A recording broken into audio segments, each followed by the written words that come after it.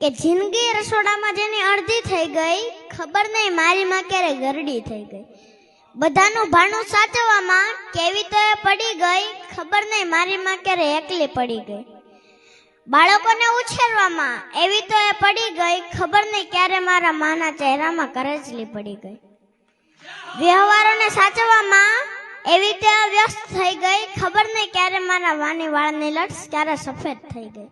કે આજમાં દીકરી બનીને આવે છે અને અલગ અલગ કિરદાર નિભાવે છે, અને ત્યારે જ માટે કેવું હોય ત્યારે કે જન્મ દેવા માટે માતા જોઈએ અને રાખડી બાંધવા માટે બહેન જોઈએ, વાર્તા કહેવા માટે દાદીમાં જોઈએ અને જીદ પૂરી કરવા માટે માસી જોઈએ, રબડી ખાવા માટે મામી જોઈએ અને જીવન સાથી માટે પત્ની જોઈએ. આ બધા સંબંધો માટે દોસ્ત એક દીકરી જીવતી હોવી જોઈએ. માટે જેના ઘરે દીકરી હોય તે વટતી કે જો મારા આંગણે લક્ષ્મી રૂપી દીકરીનો અવતાર છે, મારા આંગણે લક્ષ્મી રૂપી દીકરીનો અવતાર છે.